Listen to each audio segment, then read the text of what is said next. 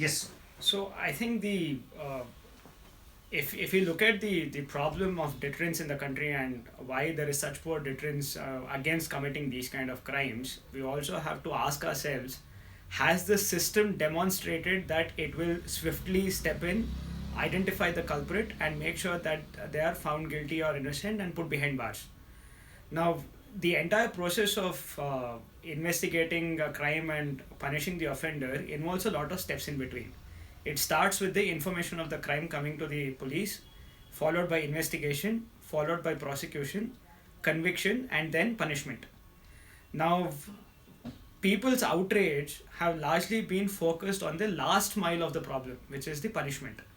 But the problem actually starts much before, which is at the information, investigation, and prosecution point of view. So, A, are our victims comfortable reporting on time? Probably not, because late reporting is one of the significant problems that we face when it comes to sexual assault investigations.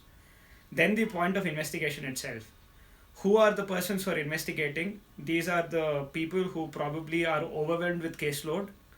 These are policemen who probably don't have the specialized training necessary for investigating sexual assault cases. He has to probably investigate financial fraud in the morning and quickly turn hats and switch roles and become a sexual assault investigator in the afternoon. So clearly, because of that lack of specialization and exclusivity, there is a fair degree of challenges in terms of being able to investigate these crimes in a professional, scientific, and legally compliant manner. Now, the moment the investigation starts to falter, the prosecution also cannot succeed. And if there's a failure of investigation and prosecution, there is an acquittal. So today, the national average of conviction rates in these cases is between 24 to 26%, which means on an average, 76 out of 100 cases result in an acquittal. So if I'm an offender and if I want to, I'm thinking of committing these crimes, I know that there is a 76% probability that I will not be caught, that I will not be prosecuted, and even if I'm caught and prosecuted, I will not be punished or convicted. So therefore, where is the question of deterrence if we are not able to improve the quality of convictions in the first place? And I think when people seek to address the problem, they're not addressing the foundation. They're addressing the last floor. But if the foundation is weak, the building will not stand. And that is the problem statement that I think mob justice is not able to achieve. Right? So this to me is the biggest issue, and all this cry for punishment, swift justice, the system is still not being set right to prevent these kind of crimes in the future. So yeah. The second aspect which I want to talk about, the way it happened in this. You see, today there are two things.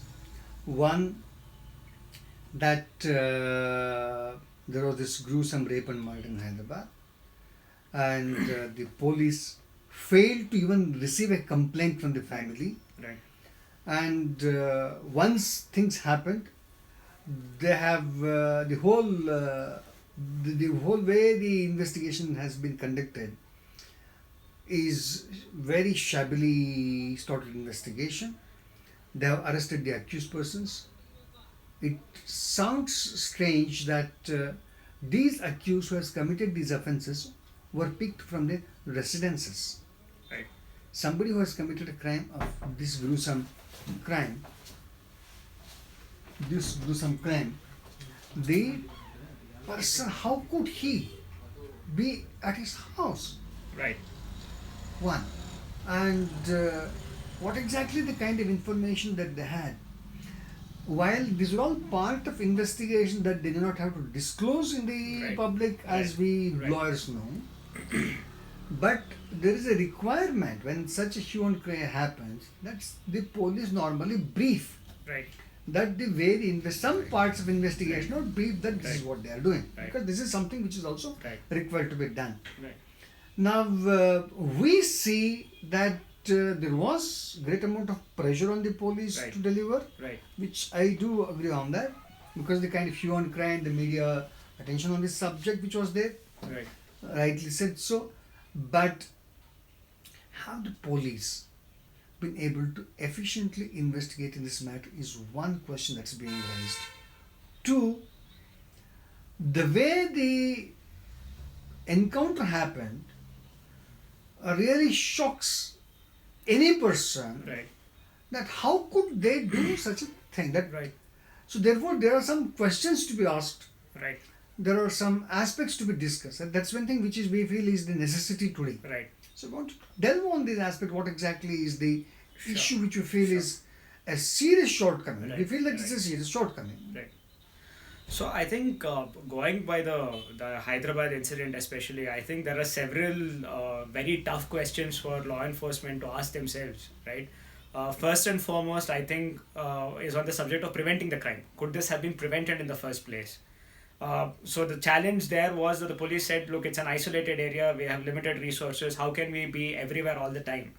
Now this is where some key questions come about, right? For example, if there are isolated areas and we know there aren't enough number of policemen, so what is stopping the states or the center from implementing, say, drone technology to ensure that greater areas can be manned with lesser number of people?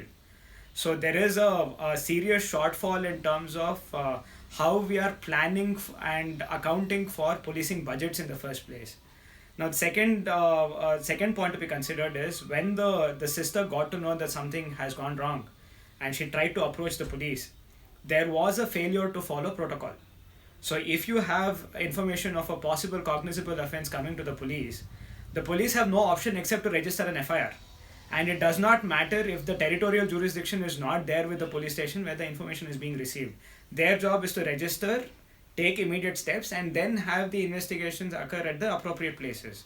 So there was a failure on the second aspect of what protocol ought to have been followed. And thirdly, the crime is already committed, right? You have a dead body which has been burned to an advanced degree. How do you investigate a crime like this? Because it's obviously challenging. Now, the first problem to my mind was that I think the initial reports itself had concluded that it was a case of rape and murder, even before the evidence told the story to the police. Ideally, an investigator is not supposed to take sides. He is neither an advocate for the accused nor an advocate for the victim. He is a neutral, impartial, third party investigator whose job is to collect evidence and let the evidence convey the story of what happened. But here was a case from the looks of it that a theory was formulated even before the evidence started telling a story as to what really happened. Second is on the subject of preservation of the crime scene. Because the body was found in an open field where there is no restricted access and there is environmental factors to account for, there is as it is enough challenges with forensic evidence. In a situation like this, if I'm going to allege that there was rape, the first question that I ask myself is, what am I basing it on? Right? The victim is clearly not alive, so we know it's a case of murder. But if you have to establish rape and the victim is not alive, then we turn to circumstantial evidence. Is there DNA sample that perhaps indicates intercourse between the accused and the victim? Is there seminal fluids that have been seized from the body of the victim? Have the clothes of the victim and the accused from the date of the incident been collected, tagged, and sent to the FSL through the appropriate chain of custody to determine if there is exchange of bodily fluids evidenced by the clothing? We don't have answers.